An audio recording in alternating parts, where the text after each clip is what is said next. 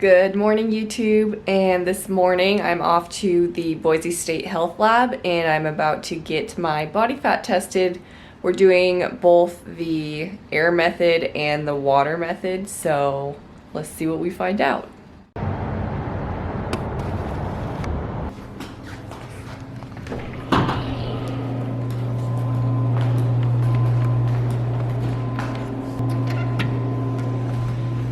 Hello. Hello. I'm Ava. Okay, Nice to meet you. This is awesome. You're welcome to the Performance Lab. Is it okay if I'm vlogging for YouTube or? Oh, yeah, you're good. Yeah, that'd be even better. Okay, cool. Yeah, you can take a seat if you want. Point this down at your forehead. Which feels weird, but temperature check right here. Okay. All right, 96.6. Your calibration tank, or like cylinder, so just make sure that we can measure the correct volume against. Oh, very cool. So we know that it's working before we run the test.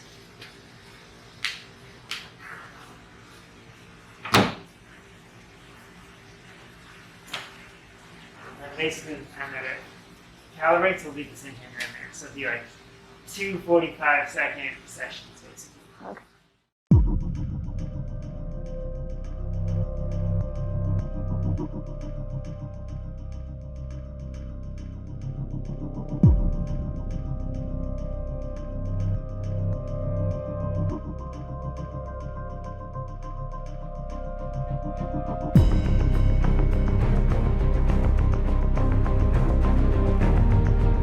All right. Yeah, we'll do one or two more. Okay. So give it your best effort here, and then we'll see what we get. 1 second here. All right, whenever you're ready.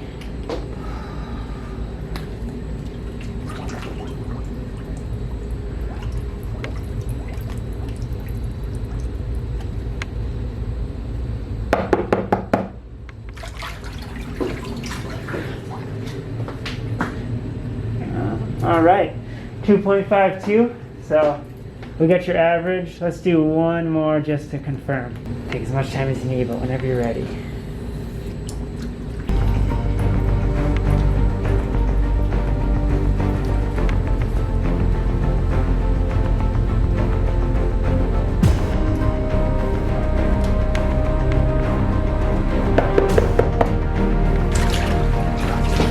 Nice. 2.59. Perfect, we got it. That was an experience. I do not recommend getting your water test done with a full face of makeup on because my eyelashes came off. But the air chamber found out I was 24% body fat, but then the water test found 18%, which is more accurate, and I like that number better. So he thought the difference between those numbers was because the volume air chamber test was reading that I have less dense bone mass, and that's what he thought the error was. But super cool. Hello YouTube, and now that I am back in my humble apartment with my lashes back on, we will go over the Bod Pod results. So if you live in Boise, really cool, Boise State is sponsored by the state, so it's pretty cheap, reasonable tests. For the Bod Pod, just the air chamber where you just wear spandex, so you don't have to get in the water, that costs $47 to register. Very quick, it's 2 45-second body scans. And then for the water test, it's $50, so $3 more, a lot more accurate. You can wear tight spandex or a swimsuit. The difference between those is with the water test, you're getting wet, so your face gets wet, your hair gets wet, and you have to go underwater and exhale all the air possible, so you can, so that the only thing being weighed underwater is your fat mass. So it's kind of scary for a second because you're like in panic mode because you're underwater and you're out of air, but then it takes 2 seconds to run the test, and then he would knock on the side and be like, okay, come up. And we did that about 3 times and got an average, which was pretty cool. So now I'm gonna go over with you the results of both the Bod Pod scan and the underwater test. So first, we will start with the Bod Pod scan. So it read my body fat as 24%, and my lean body mass as 76%. So if I were to lie in bed all day and do nothing, this is how many calories my body would burn, 1457.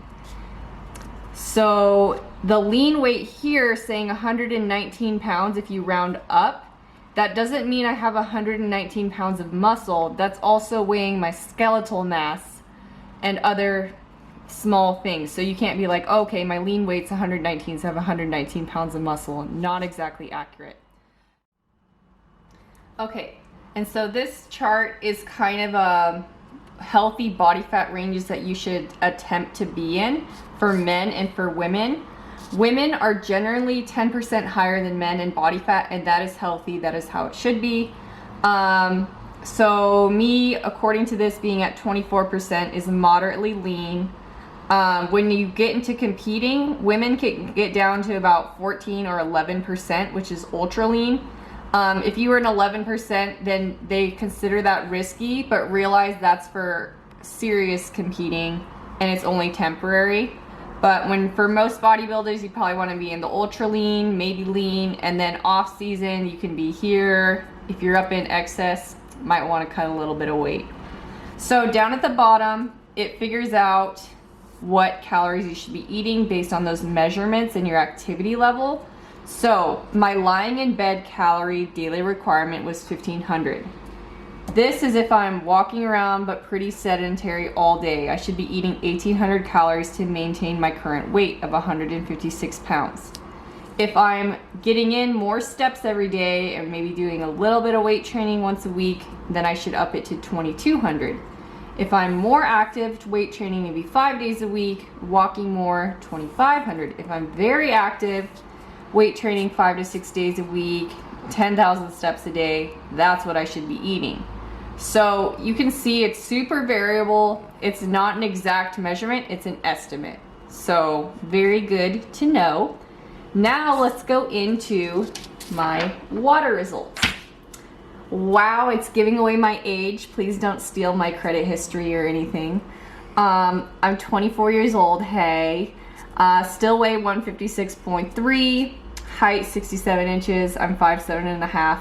Pretty tall for a girl, if I do say so myself. This test I liked a lot more, and it's more accurate. So hey, I'm actually at 18% body fat, not 24. I love that. Said my fat mass was 28 pounds. My lean body mass was 128. Oh, I'm healthy, yay. And my recommended body fat percentage is between 14 and 33%. So being at 18, I'm on the lower end of the spectrum. Love that because I work at my health every single day. Okay, healthy fat loss is 1 to 2 pounds a week. If you lose more than that, it's probably not maintainable and you're probably not going about it in a healthy way. And it's healthy to gain about a ½ pound of muscle a week. The longer you are in the sport of bodybuilding, it's not so common to gain a ½ pound of muscle a week, but in the beginning you can build about that much. It starts to taper down the longer you bodybuild. Okay, last thing I will go over is just kind of a fun little chart for athletes. This is the average body fat percentage based on what kind of athlete you are. And they have it for baseball, basketball, bodybuilding, gymnastics, wrestling, weightlifting, and for the male and female. So I guess you could see, so bodybuilding for men, it gets down to between 5 and 8%, which is the lowest body fat percentage. You do not eat fun food at all competing in that sport. If you love food and love carbs, then maybe you should be a male in tennis because you can get up to between 12 and 16% body fat and still be a boss player.